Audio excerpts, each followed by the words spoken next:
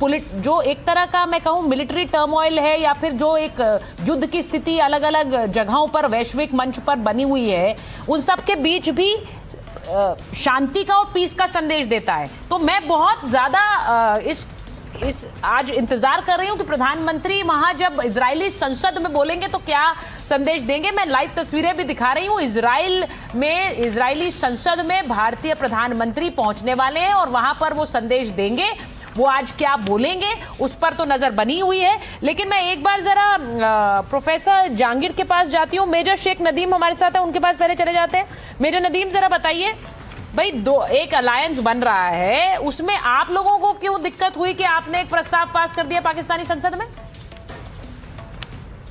देखिए, कहते हैं कि वेल नोन कि man is recognised by his company, और आपको पता है कि नेतन्याहू इज अ बुचर, ठीक है, एंड इजराइल इज रिस्पांसिबल और ऑल दी जितने भी जो आपने जीनोसाइड हुआ है फिलिस्तीन के अंदर, आपने देखा है कि तकरीबन 75,000 को इस एक दिन ने कत्ल किया। मैं समझता हूँ हिटलर से भी बड़ा ये खूनी आदमी है। और अब मैं शुक्र अदा करता कि अल्लाह ताला ने हमें उस साइड पर नहीं रखा जिस साइड पर ये सारे लोग मेरे साथ जो बैठे हुए थे, बड़े बड़े नाम, दीपक साहब और इन सब, ट्रम्प बोलेंगे तो आप वहां चले जाएंगे ना। अल्हम्दुलिल्लाह, मेजर नदीम, अगर ट्रम्प बोल रहे हैं तो आप तो वहां पर तैनाती के लिए भी तैयार हैं। जिसके वारंट निकाले हुए हैं इंटरनेशनल कोर्ट ऑफ जस्टिस ने, दीपक साहब जैसे डिसेंट लोग। मेरे नदीम, ये बातें बोलने की हिम्मत डोनाल्ड ट्रंप से करिए ना आप लोग। शर्म नहीं आती। मैं आपसे ये कहना चाहती हूँ, आज मैं इस मंच से, मेजर नदीम सुनिए मेरी बात, मैं आज इस मंच से कहना चाहती हूँ कि आप ये बातें आपकी सरकार जाके डोनाल्ड ट्रंप से कहे, क्योंकि डोनाल्ड ट्रंप तो दुनिया को बता रहे हैं कि अगर वो हस्तक्षेप नहीं करते तो पाकिस्तानी प्रधानमंत्री आज जिंदा नहीं होते। आज उन्होंने ये बयान दिया है, कॉमोडोर, वो सुना है ना आपने भाई, पाकिस्तानी प्रधानमंत्री जिंदा नहीं होते अगर डोनाल्ड ट्रंप ने इंटरवीन नहीं किया होता। अब ये सोच ली थी, ये हालत थी, ये हालत। हाँ, कॉमोडोर क्या बोल रहे हैं? बहुत बड़ी बात उन्होंने ये की, पाकिस्तान आया था उनके पास, पाकिस्तान ने आके बोला कि ये युद्ध को रुकवाइए, हम तो तबाह बर्बाद हो जाएंगे। और साथ में उन्होंने ये कहा अगर मैं युद्ध ना रुकवाता तो 35 मिलियन लोग अफेक्टेड होते और साथ में इनके शहबाज शरीफ को मार दिया जाता। वैसे मैं एक चीज बताना चाहता हूँ, शहबाज शरीफ तो मरा हुआ है, मुनीर ने तो ऑलरेडी मारा हुआ है, उसको मार के हम क्या करेंगे? मारना होगा तो मुनीर को मारेंगे। और बिल्कुल मैं आपके मेजर नदीम को बता रहा हूँ, अगला कोई भी युद्ध हुआ हमारा मेन टारगेट मुनीर होगा, और आप ये लिख के चलिए और हमारी मदद करेंगे। नहीं, आज देखिए कैसे हुआ है कॉमोडोर। मैं ये बात अपने दर्शकों को बताऊं, मेरे दर्शक ये खबर उनको पता होनी चाहिए कि डोनाल्ड ट्रंप अमेरिका में सीधे तौर पर यह कह रहे थे कि अगर मैंने इंटरवीन नहीं किया होता तो पाकिस्तानी प्रधानमंत्री बचता नहीं, उनकी मौत हो जाती, ये कह रहे हैं वो। अब आप सोचिए कि कितना बड़ा खतरा था। उन्होंने कहा इतना बड़ा खतरा था तो मैंने बचा लिया। अब ये सीधी तस्वीरें आ रही हैं इजरायली संसद में, होलोकॉस्ट मेमोरियल में पहुंचे हैं प्रधानमंत्री नरेंद्र मोदी, और होलोकॉस्ट मेमोरियल में श्रद्धांजलि देने के बाद वो विजिटर बुक में हस्ताक्षर कर रहे हैं। ये तस्वीरें आ रही हैं इस वक्त। देखिए, होलोकॉस्ट मेमोरियल जाना एक और संदेश है। यहूदियों पर जिस तरह का नरसंहार हुआ उसके खिलाफ एक तरह समर्थन और श्रद्धांजलि दे रहे हैं भारतीय प्रधानमंत्री। ये एकजुटता का संदेश है, ये समर्थन का संदेश है।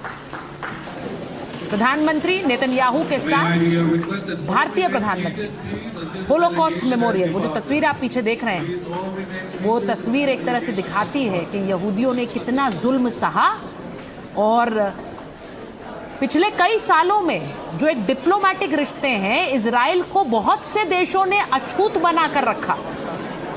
भारत ने इजराइल को रिकॉग्नाइज किया।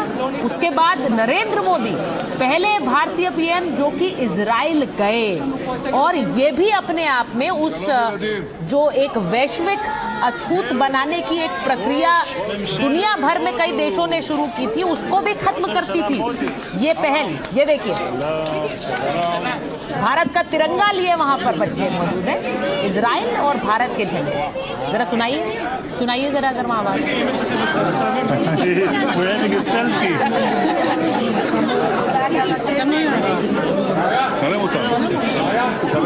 What do you want? This is for me. Hello. Hello.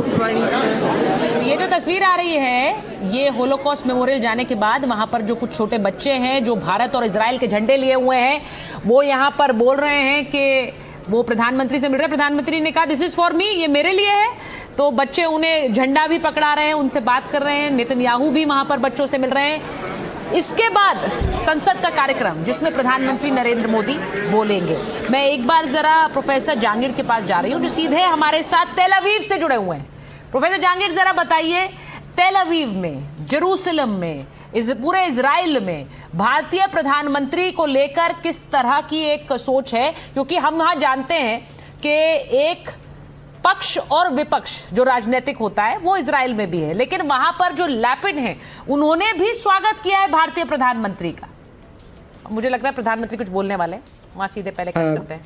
नमस्कार, मैं थोड़े दिनों पहले था उस मुल्क में, मैं अभी वहाँ नहीं हूँ, अभी मैं दिल्ली से बात कर रहा हूँ।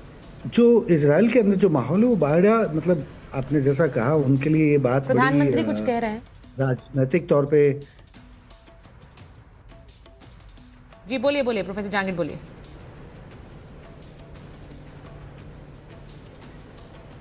प्रोफेसर जहांगीर बोलिए।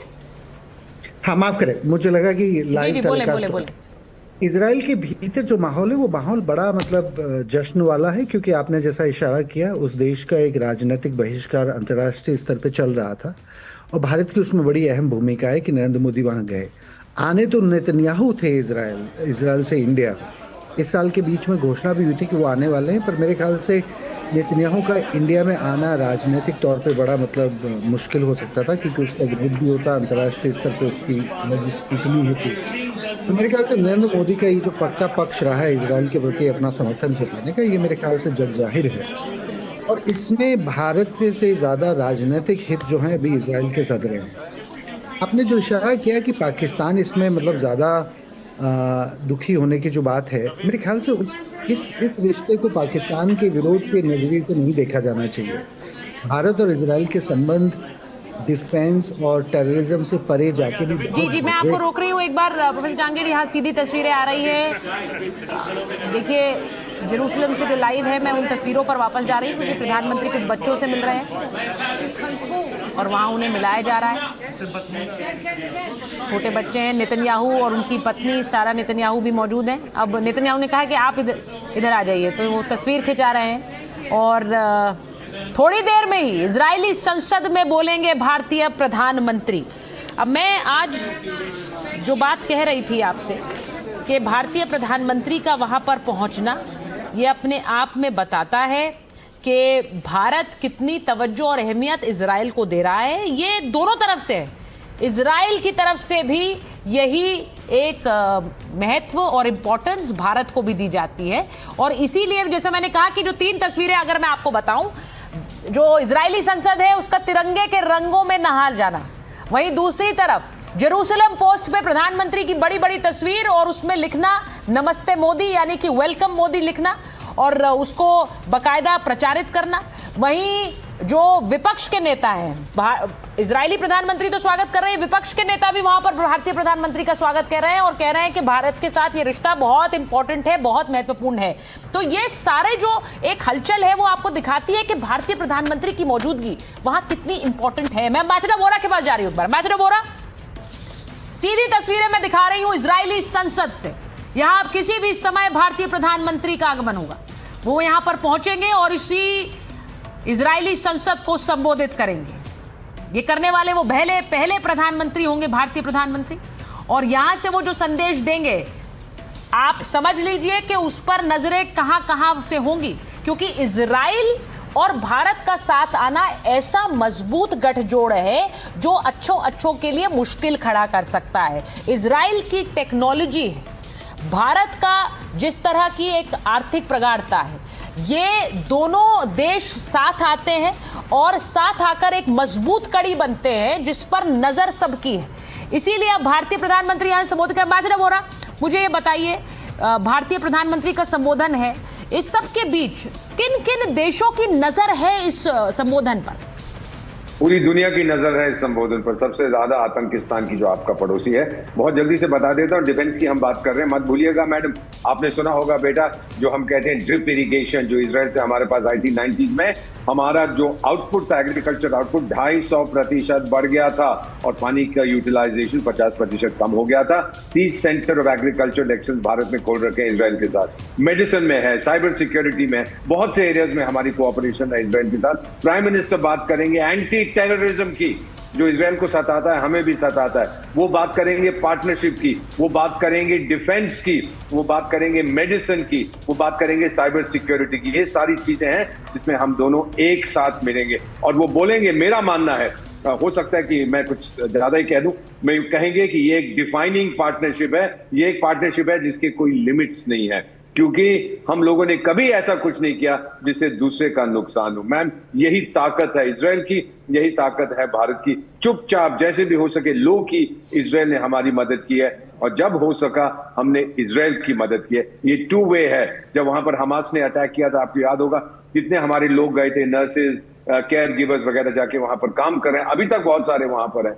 मेरा मानना है, और फिर जोहाना स्पेक्टर जिनको मैं जानता था, एथनो म्यूजिकोलॉजिस्ट इजराइल की, उन्होंने एक डॉक्यूमेंट्री बनाई थी, मैं उनसे मिला हुआ, देखी थी, कहा कि सारी दुनिया ने अत्याचार किए हैं यहूदियों पर, सिर्फ भारत ने कभी नहीं किए। और एक चीज मैं जरूर बता देता हूं मैडम, ये मैं स्वीकार करता हूं कि मेरे परिवार में, मेरे एक्सटेंडेड परिवार में एक यहूदी दामाद भी है, हम उससे बहुत प्यार करते हैं। What a wonderful child. बहुत अच्छा लगता है जब मैं ये संबंध देखता हूं हमारे दो देशों के बीच।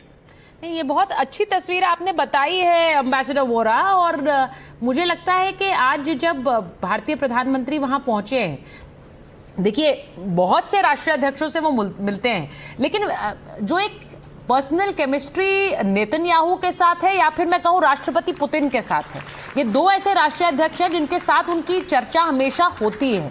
ये बार बार कहा जाता है कि वो केमिस्ट्री, अब ये आप लोग बेहतर बता पाएंगे क्योंकि आप डिप्लोमेसी का पार्ट हमें पढ़ा सकते हैं, हमें बता सकते हैं। एम्बेसडर सज्जनार को भी स्क्रीन पर ले लीजिए प्लीज। लेकिन ये जो तस्वीरें हैं, ये जो पर्सनल बॉन्ड है एम्बेसडर सज्जनार, ये इस दो देशों के रिश्ते को आगे ले जाने में कितना मददगार होता है, जो तस्वीरें हम स्क्रीन पर देख रहे हैं। जी बहुत धन्यवाद मुझे आमंत्रित करने के लिए सुचारिता, और मुझे बहुत माफ़ी चाहता हूं जो मेरा कनेक्शन पहले ठीक नहीं था, परंतु आपका जो प्रश्न है ये बहुत महत्वपूर्ण प्रश्न है और मैंने बहुत ध्यान से सभी जो हमारे मित्र हैं जो यहाँ पर बात किया है उन्होंने, मैं उसको सुन रहा हूँ और करीब सब चीज़ों से मैं सहमत हूँ। जो एम्बेसडर दीपक वोरा ने कहा, जो एयर कॉमोडोर बहल ने कहा, बिल्कुल ही मैं उनसे सहमत हूँ। इजराइल हमारा बहुत ही अभिन्न मित्र है, हर मौके पर उसने हमारी सहायता की है, हमारे जब भी हमको जरूरत पड़ी है, चाहे हमारे राजनयिक संबंध थे या नहीं थे उससे पहले भी, चाहे वो 1980 के दशक में मोशे दयान यहाँ पर आए, उनके जो विदेश मंत्री थे, उन्होंने जिस प्रकार से हमारी सहायता की, और उस समय भारत की ये स्थिति नहीं थी जो आज की है। परंतु आपका प्रश्न पर आते हुए सुचारिता, जो आपने पूछा है, जो ये पर्सनल केमिस्ट्री कितना योगदान होता है इसका, मैं ये समझता हूं, देखिए सबसे नीचे तो निहित होता है आपका नेशनल इंटरेस्ट। तभी भी आपने देखा होगा 1980 के दशक में, कारगिल के समय में, हर समय में इजराइल भारत के साथ खड़ा रहा है, क्योंकि उसको भी आतंकवाद का खतरा, उसको भी अपने पड़ोसियों से जो भी हमले थे उसको खतरा था जिससे भारत को है। तो दोनों के जो इंटरेस्ट हैं, जो हित हैं, वो मिलते हैं। तो परंतु ये अगर दोनों शीर्ष नेताओं के बीच में संबंध अगर अच्छे हैं और उन दोनों में केमिस्ट्री बहुत अच्छी है, दोनों में ट्रस्ट फैक्टर बहुत अच्छा है, तो वो अपने जो राष्ट्र हित है, निहित हैं,